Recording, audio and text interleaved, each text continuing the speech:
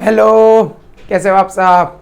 तो भैया 3 दिन लग गए एक अगला वीडियो आने के लिए, तो उसका भी एक रीज़न है। रीज़न ये है कि मैंने आपको बताया था वो मेरे फ्रेंड के बारे में, तो उसके अभी सैटरडे को ही हमने रिपोर्ट निकाले वापस। तो उस रिपोर्ट में आया कि भाई साहब के 99 पॉइंट कुछ समथिंग % न्यूरॉन्स ठीक हो गए हैं, सिर्फ अभी कुछ ही माइनर से एकदम बाकी है। तो इसी खुशी में हमने ज़्यादा ठंडा वगैरह आइसक्रीम वगैरह खा लिया। तो उसके वजह से मालूम पड़ा कि भाई साहब ये आइसक्रीम खाने की वजह से सर्दी तो चली रही है, फिर हमारा गला पकड़ लिया, कोल्ड हो गया हमें। जब पता किया तो मालूम पड़ा कि भाई साहब किसी बैक्टीरिया ने इन्फेक्शन करके बैठ गए हमारे गले में। अब जब ये मालूम किया कि हमारे गले में इन्फेक्शन हो गया किसी बैक्टीरिया का, तो क्यों ना हम अगला वीडियो इसी पे बना दे। यही सोच के हम आ गए और आज का वीडियो उसी के लिए हमारा प्रस्तुत है। नाम है उसका प्रोकैरियोटिक सेल, और ये मेनली जो होते हैं ये होते हैं किंगडम मोनेरा के। और किंगडम मोनेरा में सारे के सारे बैक्टीरिया ही आते हैं। बैक्टीरिया क्या आते हैं किंगडम मोनेरा में? सारे के सारे बैक्टीरिया। अब बैक्टीरिया के भी ना अलग अलग प्रकार है। कौन से इधर ध्यान दो, बातें नहीं करो आजू बाजू में। एक होता है गोलू गोलू, एक होता है हमारा नम नम नम नम लंबा सा, एक होता है कॉमा शेप, और एक होता है ऐसा टेढ़ा मेढ़ा। ये कुछ इस प्रकार से ये 4 प्रकार के अलग अलग बैक्टीरिया के फॉर्म होते हैं। अब इसमें से हम लोग को जो हुआ था वो इस नमूने की वजह हुआ था। इसको हम कहते हैं कोकस। अभी भी खलास है थोड़ी कोकस। क्या कहते हैं? कोकस। अब इस कोकस के अलग अलग फॉर्म होते हैं। एक होता है स्ट्रेप्टोकोकस, एक होता है स्टाफिलोकोकस। ऐसे अलग अलग फॉर्म होते हैं। जब बायोलॉजी क्लासिफिकेशन पढ़ेंगे उसमें विस्तार में देखेंगे हम लोग। फिर ये जो लंबा सा होता है इसको हम बोलते हैं बैसिलस। बैसिलस क्या बोलते हैं? बैसिलस। अब ये बैसिलस नाम आपने सुना रहेगा। बैसिलस को हम लोग सिंगुलर में बोलते हैं बैसिलाई, या प्लूरल में बोलते हैं हम लोग क्या? बैसिलाई। अब ये नाम कहाँ सुना रहेगा आपने? आप दही खाते हो, हमने भी खाई थी। तो उस दही में जो बैक्टीरिया प्रेजेंट होता है उसका नाम होता है लैक्टोबैसिलाई, और ये बबुआ होता है लैक्टोबैसिलाई। ये ऐसा अंडे के आकार का नहीं होता, ये ऐसा लंबा सा एकदम पतला सा ऐसा होता है। लो में पहले 2 लाइन बना देते हैं और फिर ऐसे ज्वाइन कर देते हैं। ये इस प्रकार से होता है। ये इसको हम कहते हैं लैक्टोबैसिलस। क्या कहते हैं? मतलब बैसिलस होता है और इसका एक फॉर्म होता है, इसको हम कहते हैं लैक्टोबैसिलस। ये होता है कॉमा शेप, जिसको हम कहते हैं विब्रियो। क्या कहते हैं? विब्रियो। इस विब्रियो से हमें हो सकता है कॉलेरा। विब्रियो कॉलेरे। क्या होता है? कॉलेरा। कॉलेरा एक प्रकार की डिजीज है। और ये जो टेढ़ा मेढ़ा लग रहा है इसको हम कहते हैं स्पाइरल, या इसका दूसरा नाम है स्पाइरुलम। क्या नाम है? स्पाइरल या फिर स्पाइरुलम। इससे बीमारी होती है हमें कुछ कुछ, वो हमारे सिलेबस में जब आएगा तब हम बता देंगे। अभी के लिए आपको जानने की जरूरत नहीं है। आई बात समझ में? तो नोट कर लीजिए इतना फटाफट, फिर मैं मिटा दूं ताकि मैं अपना आगे का पढ़ाई चालू कर सकूं। हो गया? चलो आगे बढ़ते हैं।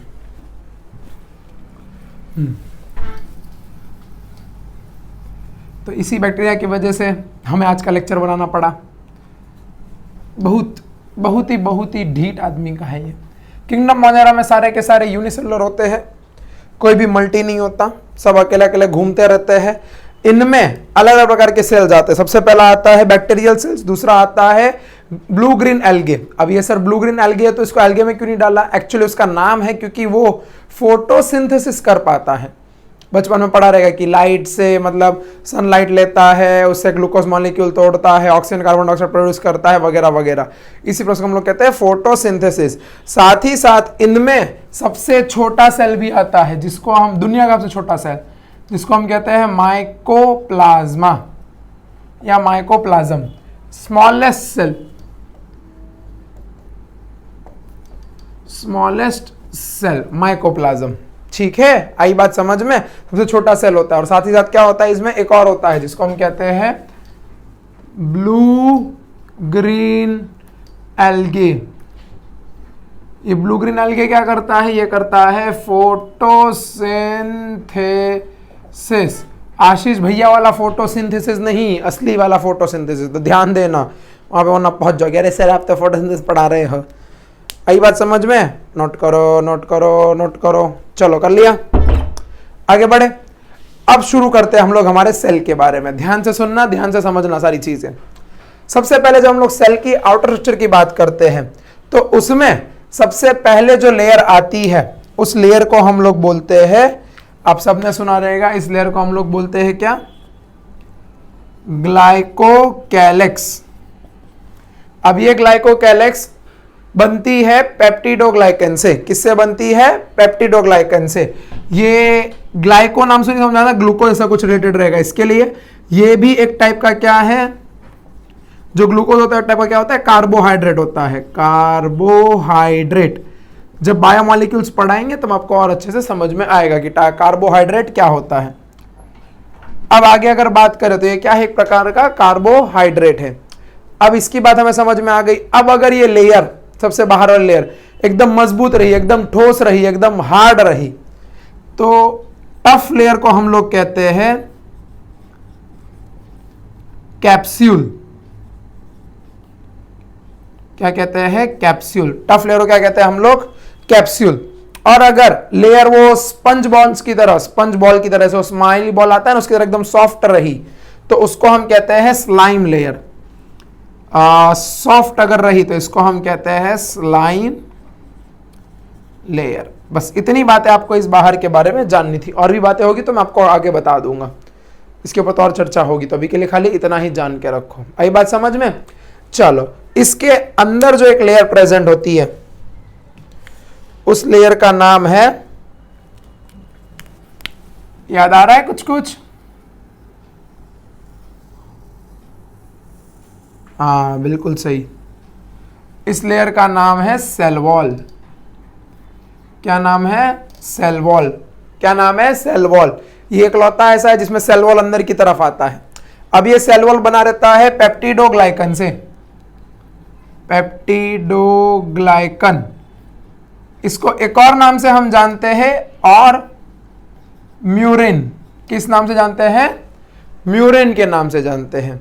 अब ये दोनों क्या चीजें हैं? ये दोनों चीजें हैं a type of carbohydrate. A type of क्या है? कार्बोहाइड्रेट। क्या है? ये दोनों एक प्रकार के कार्बोहाइड्रेट है। ध्यान से सुनिए, ध्यान से समझिए। अब ये कार्बोहाइड्रेट क्या होता है ये आपको हम पढ़ाएंगे बायोमोलिक्यूल्स में, जब आपका चैप्टर नंबर 7 या 8 है मेरे ख्याल से शुरू होगा तब। पेप्टिडोग्लाइकन की बात हो गई। अब इसके अंदर जो हमारे पास तीसरी लेयर आती है, उस तीसरी लेयर को हम लोग क्या कहते हैं? बिल्कुल सही, यस, ये अंदर वाली लेयर एकदम। इस लेयर को हम लोग कहते हैं या तो सेल वॉल, नहीं सेल मेम्ब्रेन, या इसी को पढ़े लिखे लोग कुछ कहते हैं प्लाज्मा मेम्ब्रेन। क्या कहते हैं? Plasma membrane. आई बात समझ में? या तो सेल वॉल या तो प्लाज्मा, सेल मेम्ब्रेन या तो प्लाज्मा मेम्ब्रेन, सेल मेम्ब्रेन या तो प्लाज्मा मेम्ब्रेन। करो नोट फटाफट इतनी चीजें, उसके बाद आगे आपको लेके चलते हैं हम संसार में। अब इसके ऊपर चर्चा करेंगे हम विस्तार में, ग्लाइकोकैलिक्स के ऊपर। शुरू करें। अब ग्लाइकोकैलिक्स के ऊपर क्या है सर, इतना हाइप क्यों है उसका? तो उसके हाइप इसीलिए बिकॉज उसके रिस्पेक्ट में हमारे जीवन में दो चीजें आती है। दो चीजें। सबसे पहली चीज आती है ग्राम पॉजिटिव बैक्टीरिया, और दूसरी आती है ग्राम नेगेटिव बैक्टीरिया। अब ये अगर दोनों हम समझ गए तो हमारा आधे ज्यादा काम निपट जाएगा। Gram positive bacteria, gram negative bacteria, क्या है ये दोनों? आइए समझते हैं। उससे पहले just 1 second. Gram positive, gram negative bacteria. अब जब हम ग्राम पॉजिटिव ग्राम नेगेटिव की बात करते हैं, बैक्टीरिया की बात हो रही है। प्रोकैरियोटिक सेल सारे के सारे क्या होते हैं? बैक्टीरियल सेल्स होते हैं। तो ऐसा क्या चेंज होता है कि उनमें इस चीज का हमें जिक्र आना पड़ता है? क्योंकि ये टॉपिक अगर आपको समझ में आया तो बहुत अच्छी बात होगी, बिकॉज समझना पड़ेगा, आज नहीं तो कल, कल नहीं तो बायोलॉजी क्लासिफिकेशन में, बायोलॉजी क्लासिफिकेशन नहीं तो अगले साल 12वीं में, बिकॉज इसके ऊपर आपके ग्रेजुएशन में भी आपको सवाल आते हैं। तो मैं बेसिक आपको सारी चीजें अभी समझा दे रहा हूं ताकि आपको आगे चल के कोई दिक्कत ना आए। आई बात समझ में? तो सुनते रहना, समझते रहना। अंदर की लेयर की अगर हम लोग बात करें तो अंदर की लेयर होती है, ये होती है सेल मेम्ब्रेन, अंदर की सबसे सेल मेम्ब्रेन, और इसके ऊपर होती है ये एकदम थिक लेयर, थिक का मतलब एकदम मोटी layer, thick layer of peptidoglycan, peptidoglycan, एकदम थिक लेयर, थिक लेयर का मतलब एकदम मोटी लेयर, किसकी? पेप्टिडोग्लाइकेन, सेल वॉल की। आई बात समझ में? अब इसमें क्या फर्क है? इसमें फर्क इतना सा है कि जब हम इसकी बात करते हैं तो यहां पे आता है हमारे पास एक लेयर, किसकी है ये? पेप्टिडोग्लाइकेन की। अब जब पेप्टिडोग्लाइकेन की बात करते हैं तो यहां पे एकदम पतली लेयर आती है, देखो उसके मुताबिक एकदम पतली लेयर है, और जो इसके ऊपर एक एक्स्ट्रा लेयर आती है इसको हम कहते हैं लिपोपॉलीसैकेराइड, या हम इसको आसान भाषा में हमारे समझने के लिए बोलते हैं लिपिड की लेयर। अब ये लिपिड क्या होता है? लिपिड से बनते हैं हमारे फैट्स, फैट्स का मतलब ये जो दिखाई देते हैं ना ये सारे, इसको हम कहते हैं फैट्स। और इसके नीचे एक लेयर आती है जिसको हम कहते हैं वही सेम सेल मेम्ब्रेन। तो फर्क क्या है? फर्क यह है कि यहां पे एक ही लेयर है सेल वॉल की और यहां पे दो लेयर है सेल वॉल की, एक लेयर दो लेयर। आई बात समझ में? अब ये कैसे पहचाना जाए कि कौन सा ग्राम पॉजिटिव है, ग्राम नेगेटिव है? सवाल तो ये आना चाहिए कि ग्राम पॉजिटिव क्या होता है, ग्राम नेगेटिव क्या होता है। तो ऐसे बैक्टीरिया जो क्रिस्टल वॉयलेट को रखे अपने पास, चलो ठीक है, ऐसे बैक्टीरिया जो अपने पास कुछ रखे उसको हम बोलते हैं ग्राम पॉजिटिव, और ऐसे बैक्टीरिया जो उस कुछ चीज को ना रख पाए उसको हम कहते हैं ग्राम नेगेटिव। समझते हैं। सबसे पहले क्या होता है ना कि ये एक साइंटिस्ट था, उसने डेवलप किया था क्रिश्चियन ग्राम करके, उसने एक टेक्निक डेवलप की थी पता करने के लिए कौन सा बैक्टीरिया ग्राम पॉजिटिव होता है, कौन सा बैक्टीरिया ग्राम नेगेटिव होता है। इसमें स्टेप्स आते हैं। स्टेप 1 में हम लोग क्रिस्टल वॉयलेट, अब सर ये क्रिस्टल वॉयलेट क्या होता है? क्रिस्टल वॉयलेट का मतलब होता है वो बैंगनी कलर, आए बैगन वाला नहीं, बैंगनी कलर, ठीक है। तो बैगन वाला कलर हम डालते हैं, बैगन वाला कलर मेरे पास अभी दिख नहीं रहा यहाँ पे, कहीं पे कुछ होना आपको दिखा देता। चलो बैगन वाला कलर डालते हैं। क्रिस्टल वॉयलेट जब डालते हैं तो क्रिस्टल वॉयलेट क्या करता है? Penetrates the cell wall and stuck between cell wall and cell membrane.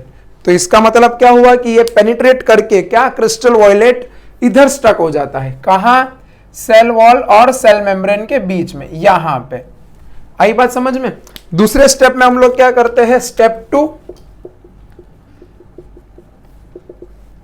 Step 2 में हम डालते हैं आयोडीन, और आयोडीन डालने से क्या होता है? Iodine forms bond with iodine form bond with crystal violet। अब ये आयोडीन क्या करता है? क्रिस्टल वॉयलेट के साथ बॉन्ड फॉर्म करता है। तो क्रिस्टल वॉयलेट इधर पे भी गया, इधर पे भी गया, ऐसे बीच बीच में, और साथ में क्या करता है? वो बॉन्ड बना लेता है। तो बॉन्ड बनाते क्या बनेगा? देखो कुछ इस प्रकार से बनेगा। रुको मेरे को दूसरी मार्कर लेने दो तो समझ में आएगा और अच्छे से। यहां पे इसके बाद बॉन्ड बना लेता है इस हिसाब से।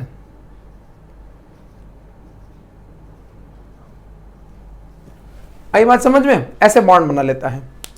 अब आगे क्या होगा? अब इसके आता है स्टेप 3। स्टेप 3 हमें कहता है कि use of non polar solvent. अब ये क्या होता है non polar solvent? Non polar solvent हम लोग यूज कर सकते हैं, या तो हम यूज करते हैं अल्कोहल, या तो हम यूज करते हैं एसीटोन। अल्कोहल या तो एसीटोन। अल्कोहल तो समझ में आता है, दारू होता है। एसीटोन क्या होता है? वो जो महिला है नेल पॉलिश निकालने में मदद करती है, वो जो नेल पॉलिश निकालने के लिए जो यूज करते हैं ना उसको कहते हैं एसीटोन। अब इससे होगा क्या? तो यहां पे अल्कोहल के या एसीटोन के दो काम होते हैं। सबसे पहला काम, जो भी क्रिस्टल वॉयलेट या फिर आयोडीन दोनों मिला के एक्स्ट्रा है या फिर फंसा हुआ है, कहां फंसा हुआ है? सेल वॉल और सेल मेम्ब्रेन के बीच में, उसको रिमूव करता है। Remove is removed. और दूसरा काम यह रहता है, ये लिपिड लेयर को भी रिमूव करता। इसका क्या मतलब हुआ, समझते हैं। सबसे पहले क्या करेगा ये, अल्कोहल या एसीटोन डालेंगे ना, तो अब देखो जरा ध्यान से, यहां पे मोटी लेयर है, यहां पे पतली पतली दो लेयर है। अल्कोहल ने क्या किया, लिपिड लेयर को हटा दिया। अब ये जैसे लिपिड लेयर को हटाएगा तो यहां से लिपिड लेयर हो गई खत्म, गायब हो गई। अब अगर ये लिपिड लेयर गायब हो गई तो देखो सेल वॉल यहां के बदले यहां पतला हो गया है, और सेल वॉल अगर यहां पे पतला हो गया है तो मैं कह सकता हूं अगर ये क्रिस्टल वॉयलेट और आयोडीन को निकालना है तो आसानी कहां होगी निकालने के लिए, यहां पे, क्योंकि लेयर क्या है, पतला। तो यहां से ये क्रिस्टल वॉयलेट क्या होता है, ये निकल जाता है। जबकि यहां पे वो इस मोटी लेयर को पेनिट्रेट नहीं कर पाता। पेनिट्रेट का मतलब अंदर नहीं घुस पाता, जिसकी वजह से वो क्रिस्टल वॉयलेट उधर ही फंसा हुआ रह जाता है। आई बात समझ में? उधर ही अगर फंसा हुआ है तो उससे होगा क्या, अभी आगे मालूम पड़ेगा। सुनते रहिए, समझते रहिए। इतनी बातें आई समझ में। अब आता है इसके बाद स्टेप 4। स्टेप 4 हमसे कहता है कि काउंटर स्टेन करो। अब ये काउंटर स्टेन क्या होता है? काउंटर स्टेन का मतलब होता है कि सैफरनिन डालो। अब ये सैफरनिन क्या होता है? तो सैफरनिन का मतलब होता है ऐसी डाई, क्रिस्टल वॉयलेट भी एक डाई है, सैफरनिन भी एक डाई है। डाई का मतलब कलर है, ठीक है? तो ऐसी डाई जिसका कलर या तो पिंक हो या तो रेड हो, या तो पिंक हो या तो रेड हो। अब मैंने क्या किया, सैफरनिन डाला तो मेरे पास रेड मार्कर है। अब मेरे को एक बात बताओ, यहां पे वॉयलेट कलर हो, वॉयलेट कलर डार्क होता है एकदम, यहां पे लेयर ही गायब हो गई, क्रिस्टल वॉयलेट की लेयर ही गायब हो गई। तो ये जो सैफरनिन है ये जाएगा यहां पे भी और ये यहां पे भी जाएगा। अब जब मैं इन दोनों अलग अलग, ये है एक बैक्टीरिया, ये है एक बैक्टीरिया, इसको जब मैं माइक्रोस्कोप के अंदर देखूंगा तो क्या लगता है आपको, कहां वॉयलेट कलर दिखाई देगा? बिल्कुल, कहां दिखाई देगा? ग्राम पॉजिटिव में। और कहां रेड या पिंक कलर दिखाई देगा? सॉरी, कहां रेड और पिंक कलर दिखाई देगा? बिल्कुल यहां दिखाई देगा। बिकॉज देखो दिख भी रहा है बीच में। यहां पे अगर तुम देखो तो यहां पे रेड कलर उतनी अच्छी तरीके से घुल नहीं पाया है, क्योंकि वॉयलेट कलर ने सारी की सारी जगह ले रखी है। और वॉयलेट कलर क्या करता है, एकदम डार्क कलर होता है। तो डार्क कलर की वजह से क्या होता है कि वो पूरा का पूरा फैल जाता है। अब जैसे कि अगर मैं आपको यहाँ पे कोई भी एक कलर ला के दिखाऊं, जैसे कि ये ऐसे बाहर जाके बोलना नहीं कि सर तक क्या दिखाते हैं, ये दिखा रहा था मैं आपको। देखो इसमें वॉयलेट कलर आपको दिख रहा है। अभी आपको जो एकदम डार्क कलर दिख रहा होगा वो देखो ये दिख रहा होगा, ये वाला, फिर ये वाला दिख रहा होगा। इसमें व्हाइट भी है, अगर आपको ध्यान से दिखे तो व्हाइट भी है। देखो ये लेयर व्हाइट की है। तो यहाँ पे हमें जो डार्क कलर दिखाई दिया, कौन सा कलर दिखाई दिया? वो कलर दिखाई दिया एकदम वॉयलेट वाला। और यहाँ पे कौन सा दिखाई दिया? पिंकिश, या फिर हम कहते हैं रेड कलर। तो जिसमें भी रेड कलर दिखाई देता है उसको हम क्या कहते हैं? उसको हम कहते हैं ग्राम नेगेटिव बैक्टीरिया। और जिसमें भी वॉयलेट कलर दिखाई देता है उसको हम कहते हैं ग्राम पॉजिटिव। अब आपके दिमाग में सवाल आना चाहिए, और सही सवाल है कि ये पढ़ क्यों रहे? क्योंकि हमें इसकी मदद से मालूम यह पड़ता है कि कौन सा ग्राम पॉजिटिव है, कौन सा ग्राम नेगेटिव है। सर ये तो फिर वही बात हो गई, सुनो तो सही। जब हमें यह पता चल जाए कि कौन सा पॉजिटिव है, कौन सा नेगेटिव है, तो हमारे बॉडी के लिए, ह्यूमन के लिए सबसे ज्यादा हार्मफुल जो होता है, मोस्ट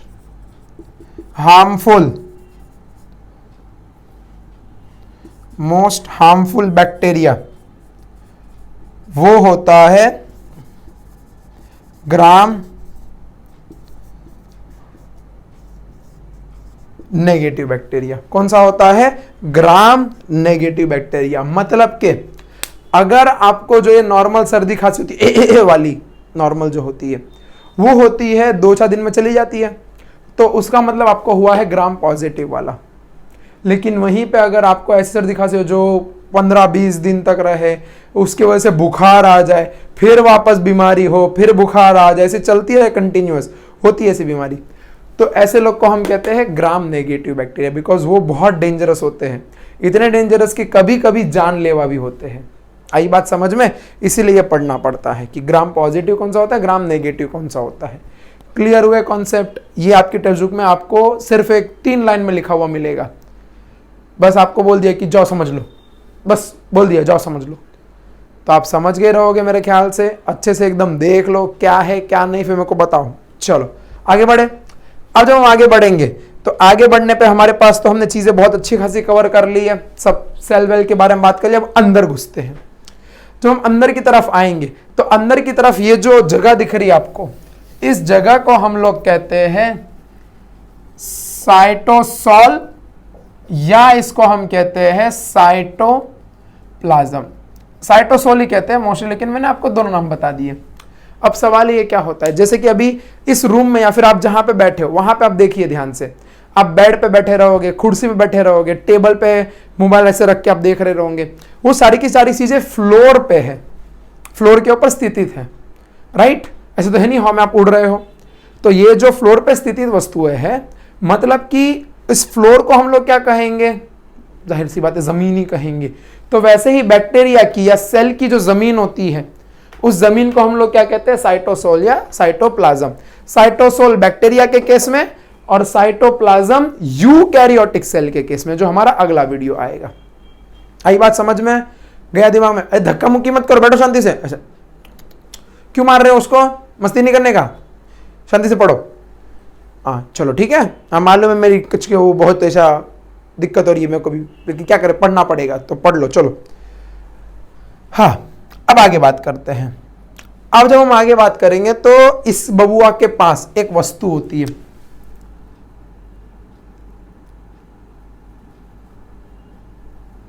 इस वस्तु का नाम है,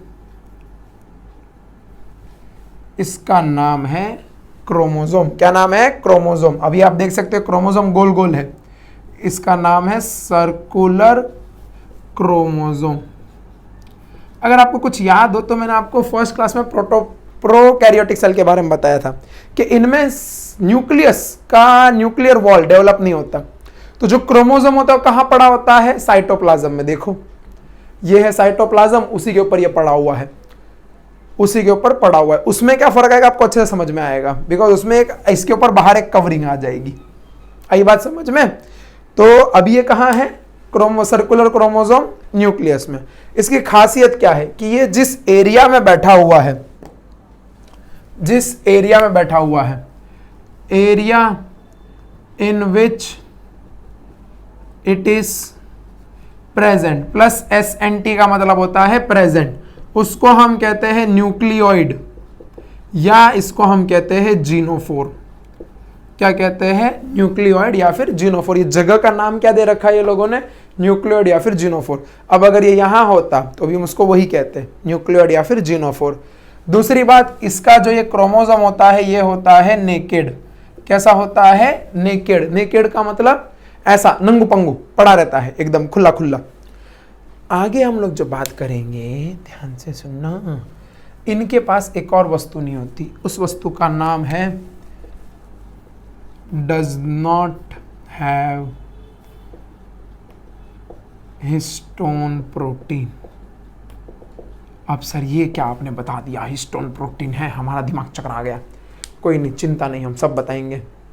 अब ये हिस्टोन प्रोटीन वो वस्तु है, अरे यार एक तो ये मार्कर्स बहुत गिर जाती है। हिस्टोन प्रोटीन वो वस्तु है जिससे RNA, DNA या फिर हम कह सकते हैं क्या बनाते हैं हम, प्रोटीन्स बनाने में मदद करते हैं, उसे वो कहते हैं हिस्टोन प्रोटीन। इसकी चर्चा अभी के लिए बस नाम रखो, याद नहीं है कोई बात नहीं, भूल जाओ, ऐसे दिमाग से ज़ करके भूल जाओ, चलेगा। अभी के लिए सिर्फ ध्यान में रखो कि कुछ तो ऐसा बताया था। ये कब हम लोग पढ़ेंगे? 12वीं कक्षा में, 12th क्लास में। आई बात समझ में? अभी आपकी 11वीं कक्षा चालू है। चलो इतनी बातें क्लियर। उसके बाद इसका एक चचेरा भाई रहता है, इस चचेरे भाई को हम लोग कहते हैं, ऐसा गोलू गोलू रहता है एकदम, कहाँ बनाए कहाँ बनाए, इधर ही बना देते हैं, इधर ऐसा, जरूर नहीं पास पास रहे, दूर भी रह सकते हैं। इसी को हम कहते हैं प्लाज्मिड डीएनए। क्या कहते हैं? Plasmid DNA. मतलब डीएनए अलग पड़ा हुआ है, क्रोमोसोम अलग पड़े हुए हैं। दो प्रकार के होते हैं, क्रोमोसोमल डीएनए होता है और एक प्लाज्मिड डीएनए। वो भी कैसा है? सर्कुलर शेप का है। आई बात समझ में? सिर्फ आपको उसका इतना ही चीजें ध्यान रखनी है, बाकी जो जो मैं बता रहा हूं बस वही ध्यान रखो, आपका मोर देन इनफ हो जाएगा ये सारी चीजें। अब इसके बाद आता है एक वस्तु। कौन सी वस्तु? अच्छा, मैंने रिकॉर्डिंग ऑन की कि मैं पढ़ाने चालू कर दिया हूं? नहीं, रिकॉर्डिंग तो ऑन है। इसके बाद आता है हमारे पास कुछ कुछ ऐसी छोटी छोटी नन्ही मुन्नी वस्तुएं पड़ी रहती है।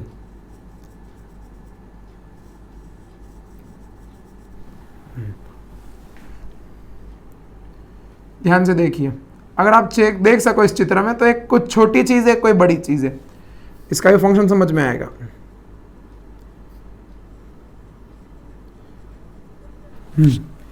ये जो मैंने स्ट्रक्चर बनाया है, इस स्ट्रक्चर को हम लोग कहते हैं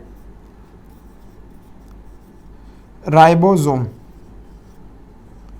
क्या कहते हैं? राइबोसोम। अब आपने आपके जीवन में राइबोसोम वर्ड बहुत बार सुना है, 9th में सुना है, 10वीं में सुना है। राइबोसोम का काम यह रहता है कि जब हम लोग डीएनए से आरएनए, आरएनए से प्रोटीन बनाते हैं, तो वहां पे वो जो स्कैनिंग होती है ऐसे, इस स्कैनिंग में कौन मदद करता है? इस स्कैनिंग में मदद करते हैं ये राइबोसोम वाले प्रोटीन। ये राइबोसोम वो आरएनए के स्ट्रैंड के ऊपर जाके चिपक जाते हैं। आपने देखा रहेगा वो 10वीं के किताब में फर्स्ट पेज के इस तरफ, मतलब जो ऐसी किताब रहती है ना, इस तरफ पेज नंबर 2 पे, वहां पे कुछ ऐसा एक छोटू सा, एक मोटू सा, ऐसा लंबा सा ये स्ट्रक्चर रहेगा, और ये दोनों आके ऐसे चिपक गए रहेंगे, और फिर ऐसे स्कैनिंग हो रही होगी। अब डायग्राम जाके देखोगे तो आपको मालूम पड़ जाएगा। आई बात समझ में? चलो, तो ये जो स्ट्रक्चर होता है इसको हम लोग क्या कहते हैं? राइबोसोम। अब ये राइबोसोम, इसको हम कहते हैं 70S राइबोसोम। 70S ribosome. क्या कहते हैं? 70S ribosome. ये जो 70S राइबोसोम है, इसको इसके लिए कहते हैं बिकॉज इसमें एक होता है लार्जर यूनिट और एक होता है स्मॉलर यूनिट। जो लार्जर यूनिट होता है वो होता है 50S, और जो स्मॉलर होता है वो होता है 30S। सर आपका कैलकुलेशन गड़बड़ है, 50 और 30 तो 80 होता है, वो ऐसे नहीं चलता, ये अलग फॉर्म में चलता है, क्योंकि ये डिपेंड करता है सेडिमेंटेशन रेट से। अब ये सेडिमेंटेशन रेट क्या होता है आपको समझाते हैं विस्तार में। Sedimentation rate. अब ये सेडिमेंटेशन रेट क्या होता है? जैसे फॉर एग्जांपल, मान लो एक ग्लास में पानी है, दूसरे ग्लास में भी पानी है। एक ग्लास में मैंने डाल दिए रेती, कंकर, पत्थर वगैरह, दूसरे में डाल दिया मैंने नमक और चीनी। तो अगर मैं दोनों को ऐसे करूंगा तो कौन सा तेज घुल जाएगा? जाहिर सी बात है, शक्कर और चीनी घुल जाएंगे। तो इन दोनों का क्या होगा? ये रेती पत्थर का, ये लोग कुछ टाइम के लिए गोल घूमेंगे, फिर फटाक से नीचे बैठ जाएंगे, जबकि यहाँ पे ये सब जगह पे एग्जैक्टली प्रेजेंट होंगे। फिर अगर आप उसको पी के देखोगे आपका स्वाद एकदम ही अलग आएगा। लेकिन यहाँ पे जब वो नीचे बैठ जाएंगे तो आपको ऊपर का जो पानी पियोगे तो उसमें पानी का स्वाद आएगा। तो यहाँ पे सेडिमेंटेशन रेट किसका फास्ट है? वो है रेती कंकर का, बिकॉज वो फटाक से नीचे बैठ गए, क्योंकि उनकी डेंसिटी ज्यादा है। डेंसिटी ज्यादा मतलब कि उनके पर्टिकुलर एक वॉल्यूम में उनके एरिया ज्यादा आ रही, उनकी वस्तुएं ज्यादा आ रही, जिसके कारण वो नीचे बैठ जा रहे हैं। अब जब वो नीचे बैठ जा रहे हैं तो हम लोग को क्या मिल सकता है? Sedimentation rate. सेडिमेंटेशन का मतलब होता है नीचे बैठ जाना। सेडिमेंटेशन का मतलब क्या होता है? नीचे बैठ जाना। तो यहाँ पे ये लोग क्या होते हैं? नीचे बैठ जाते हैं। ये किस पे डिपेंड करता है? और साथ में ये होता है to measure mass and density. Mass and density क्या मेजर करने के लिए यूज करते हैं हम इसको? Mass and density. दूसरी बात, ये जो S है, ये S का मतलब सेडिमेंटेशन नहीं होता, ये S का मतलब होता है स्वेडबर्ग्स कांस्टेंट। स्वेडबर्ग्स कांस्टेंट, या इसको एक और नाम से हम जानते हैं स्वेडबर्ग्स यूनिट। स्वेडबर्ग्स यूनिट। तो ये 70S का मतलब क्या होता है? 70 स्वेडबर्ग्स। आई बात समझ में? स्वेडबर्ग्स नोट कर लीजिए। कर लिया? चलो आगे बढ़ते हैं। अब इसके बाद एक जो और 3-4 चीजें आती है वो भी हम खत्म करते चलते हैं। जैसे इन बबुआ के अंदर आती है फोल्डिंग्स। कैसी फोल्डिंग सर? ये जो हमारा अंदर वाला लेयर है, लेयर कौन सा है? Cell membrane. ये अंदर वाला लेयर है ना, बहुत चालाक आदमी होता है, क्योंकि ये अपने अंदर कुछ ऐसे फोल्डिंग कर लेता है, यहां पे कहीं पे भी कर लेगा, उसकी मर्जी।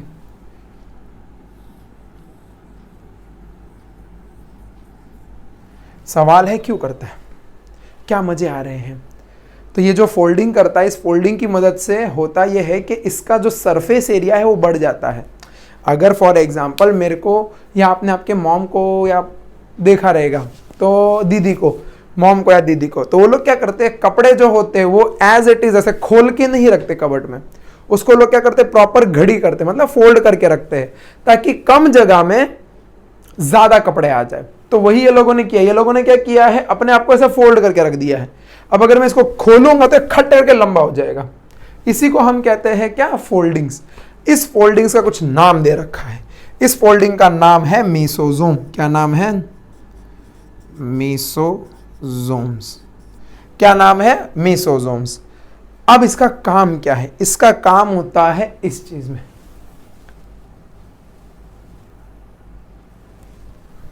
इसमें करने में।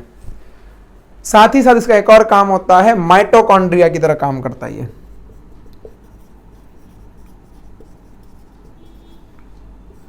माइटोकॉन्ड्रिया। अब माइटोकॉन्ड्रिया क्या होता है? 9वीं 10वीं 7वीं 8वीं में हमने पढ़ा है। Mitochondria is the powerhouse of the cell. आई बात समझ में? तो वहीं पे ये काम आता है कि माइटोकॉन्ड्रिया हमारे बॉडी में होता है। सवाल है इसमें क्यों नहीं होता? बिकॉज इसमें सारे के सारे जिनमें मेम्ब्रेन होती है वो सारे ऑर्गेनेल्स एब्सेंट होते हैं, क्योंकि ये कैसा है, प्रोकैरियोटिक है। ये सबसे पहला सबसे पुराना सेल है, इसी वजह से इनमें माइटोकॉन्ड्रिया नहीं होता। तो एनर्जी कुछ तो चाहिए रहेगी ना एनर्जी बनाने के लिए। तो एनर्जी बनाने के लिए इनके पास क्या होते हैं? मीसोजोम होते हैं। क्या होते हैं? मीसोजोम प्रेजेंट होते हैं। आई बात समझ में? नोट कीजिए फटाफट, साथ ही साथ आप बनाते रहिए तो ही समझ में आएगा भैया। चलो आगे बढ़ते हैं। अब इतनी चीजें तो हो गई क्लियर। अब हम लोग वापस आते हैं सरफेस पे। सरफेस पे हमारे पास 3 चीजें डिस्कस करने को, उसके बाद ये हो जाएगा समाप्त। सबसे पहली चीज जो हमें डिस्कस करनी है, ध्यान से सुनना, ध्यान से समझना, इधर इधर ध्यान दो, बगल वाले के पास नहीं कि वो क्या कर रहा है क्या कर रही है, इधर ध्यान दो। अब यहाँ पे ये कुछ ऐसे ऐसे चीजें लगी होती है भैया। सर ये ऐसा क्यों बोल रहे हो? गला में खराश हो गई हो। मैंने कहा था ना, हमने थोड़ा सा जूस वूस बहुत ज़्यादा पी लिया है। अरे नॉर्मल जूस पिया है भाई साहब। अब क्या आदमी कोका कोला स्प्राइट भी नहीं पी सकता?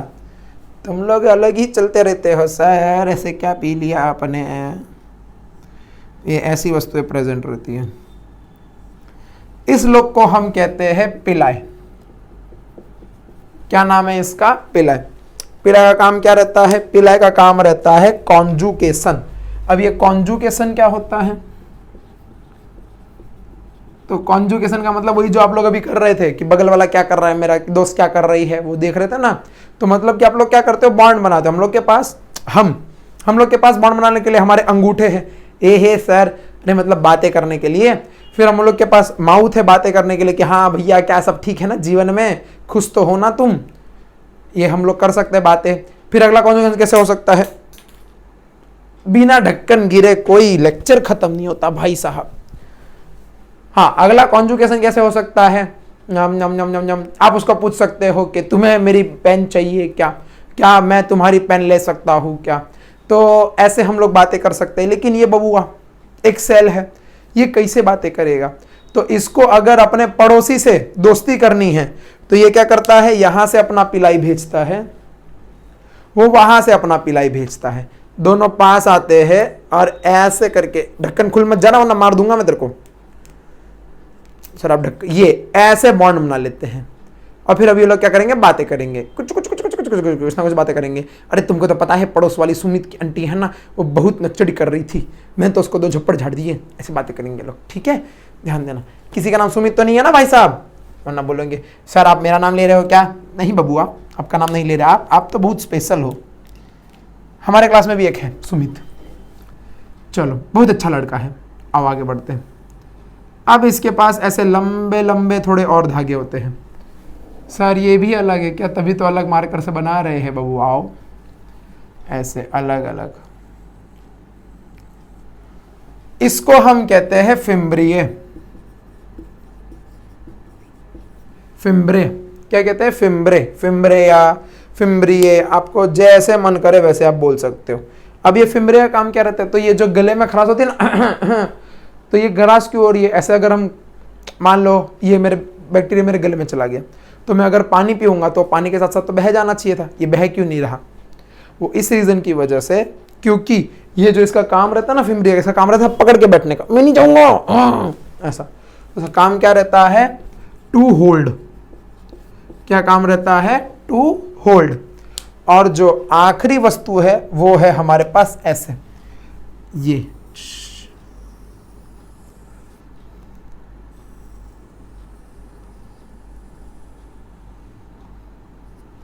वाह सर क्या ड्राइंग बनाई है ना? हाँ सर तो मिटा क्यों रहे हो? अगर अच्छी ड्राइंग थी तो अच्छी थी इसलिए मिटा रहे। सर बहुत गहरी गहरी बातें कर रहे हो। ये जो हमने बनाया है ये उसका सींग नहीं है, ये उसकी पूंछ है। इसको हम लोग कहते हैं फ्लैजेलम, या इसको हम कहते हैं फ्लैजेला। क्या नाम है इसका? फ्लैजेलम या फ्लैजेला। अब इसका काम क्या रहता है? तो इसका काम रहता है वही जो हमारे पैरों का काम है। क्या सर? सोचना नहीं, नहीं सोचना नहीं। हमारे पैरों का काम क्या है? चलना। क्या काम है? चलना। तो वैसे ही इनमें ये पूंछ का काम क्या रहता है? ऐसे ऐसे ऐसे ऐसे करके ऐसे चलना, ऐसे करते करते ऐसे आगे बढ़ना। अब ये एक हो सकता है, एक से ज्यादा भी हो सकते हैं, डिपेंड करता है बैक्टीरिया कैसा है। इतनी चीजें थी, इतने आपको पढ़नी है।